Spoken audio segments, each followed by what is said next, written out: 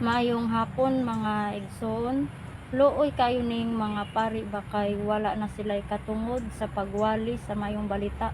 Sumala diha sa Malakyas 2 versikulo 7 hangtod sa 9 o Ezekiel 22 versikulo 26 kay mga supakiro o malinapason sa kasuguan sa Dios labi na sa adlaw igpapahulay. Gipulihan na lang og mga pastor sumala diha sa Efeso 4 versikulo 11. Lisod kaayo ning magbasa ta sa balaang kasulatan unya ang atong panabot kinaugalingon. Kay posible gyud nga gitawag og mahiwi ta sa ato ang argumento, sa ato ang presentasyon o sa ato ang pagsabot mahitungod sa atong gitawag og gibasa. Actually naluoy ko ining maong bayhana ug ambot ba ko balo og pastuya ba ni. Pero possible nga membro ni sa Society of Divers Administration or kanang sa SDA. So karon tubagon ta ni iyahang gitawag og punto. Ato lang unang hinumduman, ato lang unang tawag ining ibutang sa atong una-una.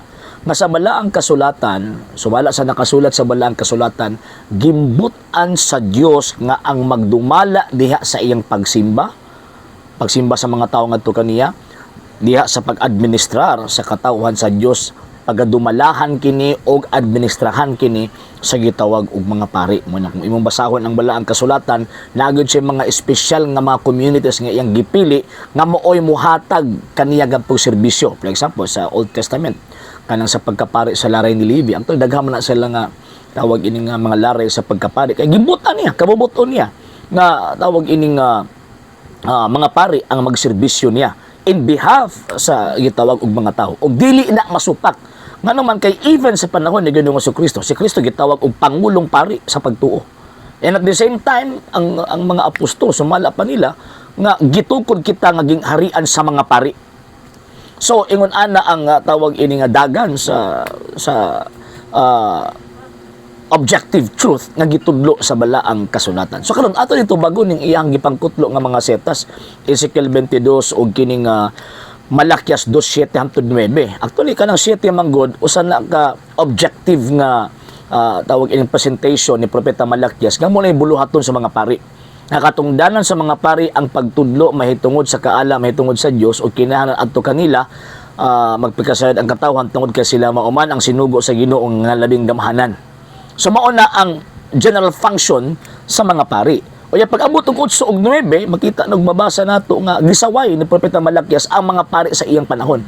Apan kamo buti pa sabot presente ang mga pari sa panahon nga niistorya ang speaker. So buti pa sabot sa Old Testament makita nato nga namong yung mga pari nga mga nagpabadlong.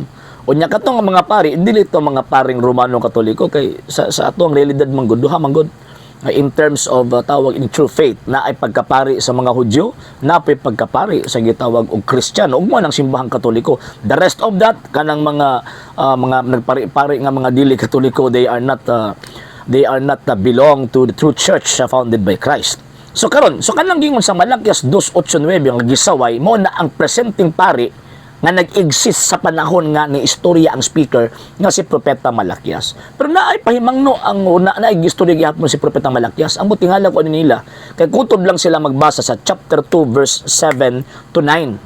Ihunon nas 9. Inyo nang iabante daw sa 3:3. Dili ba niingon ang si propeta Malakyas, Malakay chapter 3 verse 3 nga muanhi ang Ginoong Dios aron paghinlo sa iyang mga pari sama sa gitawag og putli nga gitawag og plata ug bulawan o niebe, di ba? So buti pa sabot bisan po na mga pari kani adto nga mga badlungon moanhi siya aron paghinlo sa iyang mga pari. Way gingon nga moanhi siya aron paghinlo sa mga pastoy. Di ba?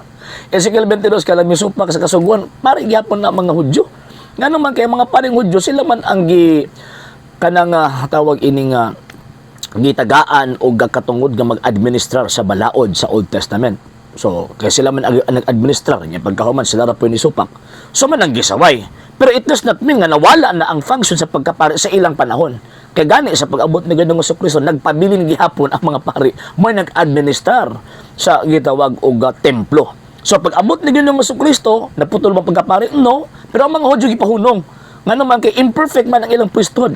So kinahanglan matukod pagbalik or magtukod og usa ka bag-ong laray sa pagkapari nga naa sa laray ni Melkisedek pinaagi ni Ginoong Jesucristo. Manang Hebrew chapter 7 verse 24-25 nga ang Ginoong Jesucristo 3:1 siya ang pangulong pari sa pagtunga gikan sa laray ni Melkisedek.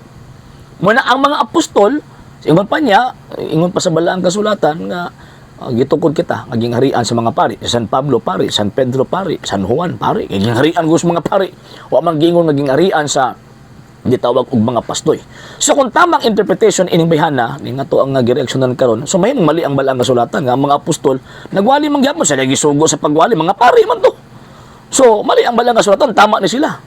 Pero nga naman ang Efeso kapitulo 4 bersikulo 11, gasa maguna sa naas tinuod nga iglesia. So ang tinuod nga pastor nga naas tinuod nga iglesia pari. Nga naman kasi Kristo pastor man to at the same time pari. Unya kanang giingon sa Efeso kapitulo 4 bersikulo 11, dili na kadtong sektang gitukod ni Ellen G. White ni adtong 1863. Ug samot na nga dili na refer sa mga nagpapastoy-pastoy after 16th century nga bibuwag sa Iglesia Katolika. No. Dili na mao. So kay dili man na mao, so kanang pag-claim ninyo sa word nga pastoy nga pastor nga gihaom-haom sa inyong kaugalingon usa ka kadakong bakak. Nga naman, kaya kanang pastor nga naa sa Efeso, Kapitulo 4, versikulo 11, pari na. Diba? Again, pinadayag Kapitulo 1, versikulo 6, gitukod kita ngaging harian sa mga pari. Wag yung ngaging harian sa gitawag og mga pastoy. And ang Ephesians chapter 4, verse 11, dili nag-refer sa mga sektang naggalipanak na karon, na nagkatag karon sa tibuok kalibutan. Nga naman, so may connection gud ana nila. O sa may connection anang mga pastoy-pastoy karon sa 16th century hangtod karon nga panahon sa gisulti sa balaang kasulatan, why connection? Wala connection. Nga naman, kanang naa sa balaang kasulatan gitukod og Dios, kanang naa karon nga nag-exist nga mga pastoy-pastoy sa ato ang gitawag og palibot karon gipangtukod ng mga Amerikano. So wala connection sa Efeso kapitulo 4 bersikulo 11. Bisag pagka milyon mo angkon nga kanang inyong gitawag og pundok o kanang inyong mga pastoy, mga pastor na nga nakasulat sa balaang kasulatan, kuton lang mong claim. Wala gyud moy mahatag nga prueba nga naa moy direct connection sa inyong kaugalingon o sa inyong gi-claim nga nakasulat sa balaang kasulatan. Di lagi magbinutbot. Kung magbinutbot mo, daghang mga kalag may imperno. Wala luoy ko aning bayan na kay gitudloag sayop sa iyang gitawag og mga pastoy. Again, madam ha, walay gitudlo ang balaang kasulatan nga totally giwagtang ang pagkapari, no. Way gitudlo ang balaang kasulatan ni ano. Ay nakasulat nga ang mga pari kani adto naghalad og mga halad nga mga sunugon apan. Gihingpit kini Ginoo si Kristo. Nga naman kay ang tanang mga halad kani adto si Kristo man ang naghimpit pinaagi sa iyang kamatayon. Pero it does not mean nga nawala ang pagkapari. Nga naman kay existido gyapon ang pagkapari nagsugod sa laray ni Melkisedek nga diin ang Ginoong Kristo mo ay nagfulfill niini og naa din na ang perfection. So kanang mga pastor sa Efeso 4:11 mga pari na. So kanang pastoy karon no kung sukat ba way connection sa Efeso 4:11 mga bot-boto na, mga peke. Okay? Sa hindi pa po nakapag-follow sa mga pages po natin, i-follow niyo po yung mga pages po natin. RJ Horolanciano II TV Apolia Punto Argumento page, Kuya Apologies TV page, and RJ's Vlog 2022. And pwede rin po kayo mag-send po dyan ng Facebook stars. And also, sa atin po mga channels, sa hindi po nakapag-subscribe, i-subscribe po ninyo yung mga channels natin. Dalay Catholic, Apologies International Official, RJ Sano II TV, Kuya Apologies TV, and Barrio Kawayan Religious Forum. And pwede rin po kayo mag-send po dyan ng super sticker, super chats, and super thanks. And maraming salamat po sa mga kapatid at mga Katoliko na ulis pong tumutulong sa programa po natin. Maraming salamat po. Nang dahil po sa tulong at suporta po ninyo, ang programa po ito until now andito pa rin po sa social media. And until now din po, nangangailangan pa rin po tayo sa tulong at suporta po ninyo dahil wala po kami magagawa rito mga sir, mga ma'am, kung wala po yung tulong at suporta po ninyo. Sa gusto pong tumulong, sa gusto pong sumuporta, pwede po ninyong ipadala ang tulong at suporta po ninyo sa pamamagitan po ng ating mga account numbers dyan po sa ating pong screen. And pwede niyo po kaming i-message sa ating pong page kung via remittance po yung ipadala po ninyo. Maraming salamat po in advance.